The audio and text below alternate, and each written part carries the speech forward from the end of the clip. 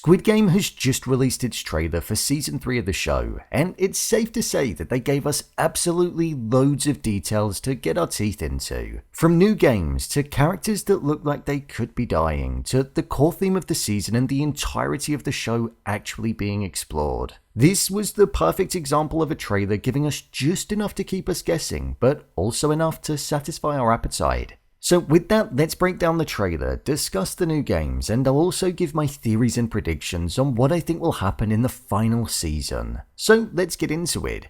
Here is Squid Game Season 3 trailer explained. Just to let you know, this video will contain spoilers. So the trailer opened up with a shot of some shoes covered in blood, but it then cut to the scene that we were teased with right at the end of the second season in the post-credit scene. I think this first scene is actually completely different to the scene that it's connected to, and it's actually going to be from the game where it looks like people are locked inside of some kind of maze and they have to physically fight off against a person that they're up against. As we saw later on in the trailer with contestant 120 and 226, the people in the blue shirts versus the people in the red shirts, hence why the blood could be all over the shoes and all on the floor. With us getting a glimpse of the first person that we saw in the trailer, I'm going to imagine that it's Gi-Hun, as after all, he is the main character.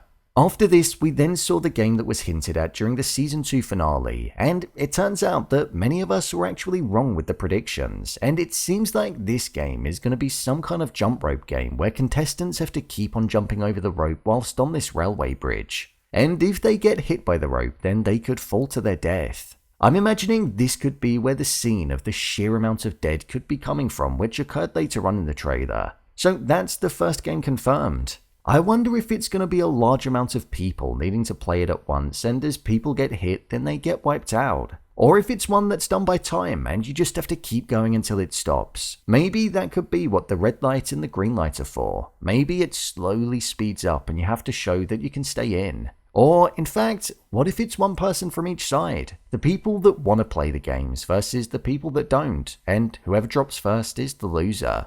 Following the showing of this game, Gi-Hun was then seen speaking with one of the soldiers, and he said, "Why did you let me live?" This is most likely referring to the finale of the second season, where Jong-bae was killed right in front of him, but the frontman made the decision to let him live. He probably has the weight of that death on his shoulders, and the failed uprising and the deaths that came along with it are probably on his shoulders too. There was also a shot of Kang No-Eul looking shocked when Gi-Hun was being approached by the soldiers, so I wonder if he also feels guilty due to essentially just running away when many people needed him.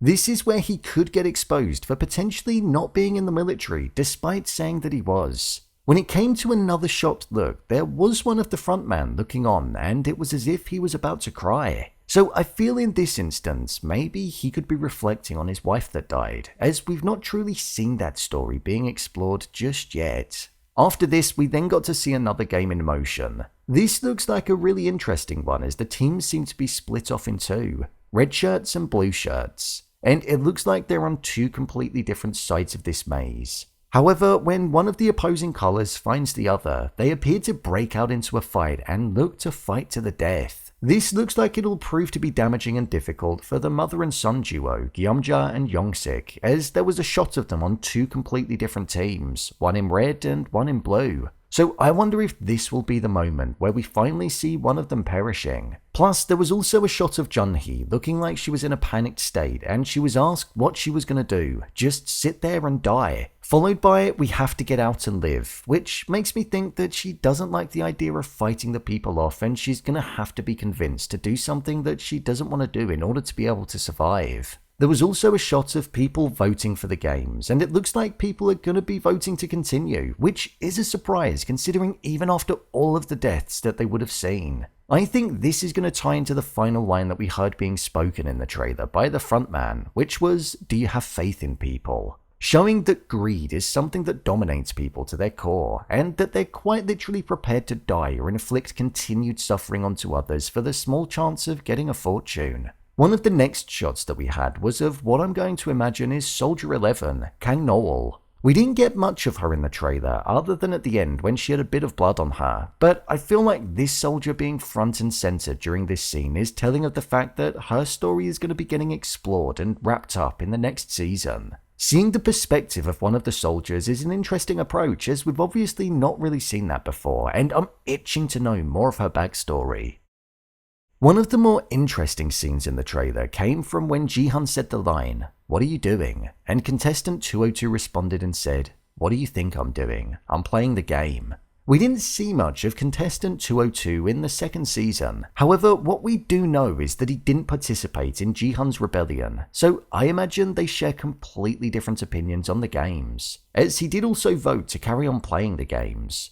I wonder if in this game that they're in, that they're going to be on the same side and he's going to turn on Gi-Hun, or if it's during the violent game where you need to harm the person in front of you. Gi-Hun could almost be trying to make him see what he's doing and that he's being driven to do the most horrific things for a chance of winning, ultimately making him a murderer. There was also a shot in the trailer of Jun-Ho looking like he's made it back onto the island and has been able to sneak into the room where the games are being monitored. So it's gonna be interesting seeing him come face to face with his brother again, as he did try to kill him. It also looks like the VIPs are going to be making an appearance again, which I'm glad about, as we didn't see them in the second season of the show. They appear to be watching a game unfolding inside of the living quarters, so I wonder if this is where it's going to kick off with Gi-Hun and Gyumja, where she said, "I'm begging you to put a stop to this now." I wonder if she's going to be the person that ends up surviving over her son, and she could be begging the guards to make it all stop. She did look extremely distressed and upset in this scene. It does seem like after the game where everybody ends up getting covered in blood, Gi-Hun is going to be handcuffed to the bed, most likely due to the fact that he's the one that's the most unhinged in there at the moment. And I'm going to presume that he's going to be confronting the guards and getting on the wrong side of them, so that'll probably be their only way to contain him. Gi-Hun actually put his hands around Player 44's neck, which is huge because it shows a completely different side to him. One where violence is present, where ordinarily that's not really been the case. So his mind and attitude is slowly starting to break. Is he becoming what the frontman wants him to become due to the games? He might be. With one of the final shots in the trailer being of the soldiers bringing through a coffin for a body, there being blood on the floor and the bed being tilted over, it feels like there's going to be an ambush style attack that ends up taking place again, like what we've become used to seeing. We also got a shot of the prize money being filled right to the top, so it showed that the games are going to continue being played and we'll see the games most likely progressing to the final round. One of the final shots that we had in the trailer was of player 456 wearing the smart attire, and I'm presuming he's been given that to wear due to him being told that he's going to meet the frontman, and in this scene the frontman revealed himself to be In-Ho. This is going to be such a powerful moment because Gi-Hun obviously believed In-Ho to be a good man and believed that he was his friend when they spent time with one another. With In-Ho saying, "Do you have faith in people?" it doesn't only connect to what I said earlier on about people doing horrific things for a chance of winning and subjecting themselves to becoming murderers, but it also connects to the fact that Gi-Hun had faith in In-Ho and everything that he told him was a complete lie. So it just connects back to that wider point. Then, with that, the trailer came to an end and it just reinforced the fact that it was going to be released on June 27th, so we've really not got that long to wait at all now. So, there you have it, Squid Game Season 3 trailer explained. If you want to see the second season being broken down, then check the videos below. Are you looking forward to the final season? Share your thoughts in the comments. As always, thanks for tuning into the video and I'll see you in the next one.